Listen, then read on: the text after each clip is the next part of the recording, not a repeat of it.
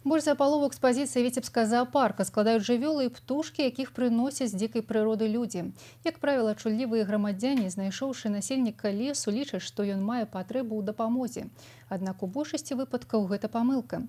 Звераняты альбо птушаняты хутчэй за ўсё засталіся без нагляду часова, і падставы іх забіраць зусім няма. Ці робяць дабро такія добрыя людзі, разбіраўся Віктор Праліч.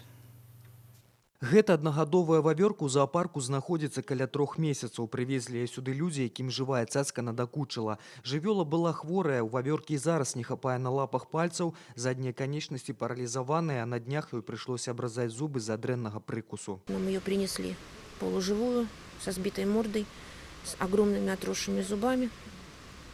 Вот. И каким образом она потеряла эти пальцы на передних конечностях, непонятно. Научить ее ходить очень тяжело было. Потому что клетка, в которой нам ее принесли, я так подозреваю, что и содержалась она в этой клетке сантиметров 30 на 20 по размеру. Вот. Навыков в разгрызании твердой пищи у нее вообще не было. Рыжая цяпер назаўсёды застанецца ў зоапарку, як і гэтыя дзве ласіхі. Іх таксама падабралі людзі, аднак дапамога ім не была патрэбная, як і гэта ліса, знойдзеная маленькай. Зараз замест лясных прастораў яна вымушана намотваць кругі па клетцы. Первая реакция – это головная боль. Вот, головная боль, а потом начинаешь думать о том, каким образом сохранить ей жизнь, ему жизнь, этому животному. Вот.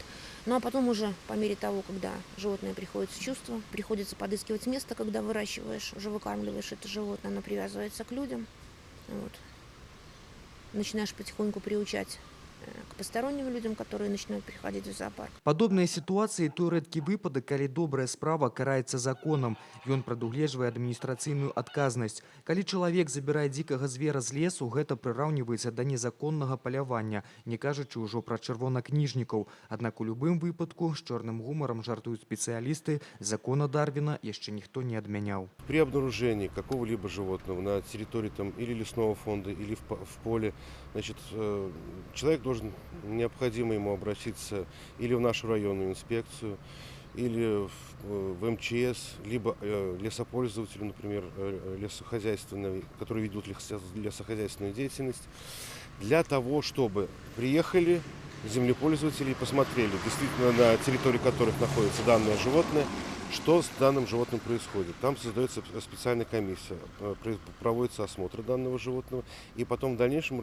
уже решается, что с этим животным делать. Сёння ў віцебскім зоапарку каля паловы яго насельнікаў трапілі сюды праз чалавека. Большасць прадстаўнікоў прыроды тут і застаюцца. Выжыць у дзікіх умовах ім было б складана, часам нават немагчыма. А таму, калі б яны ўмелі гаварыць, наўрад ці б сказалі чалавечае дзякуй за тое, што сталі экспанатамі. Віктор Праліч і Леонід Табола. Навіны Віцебск.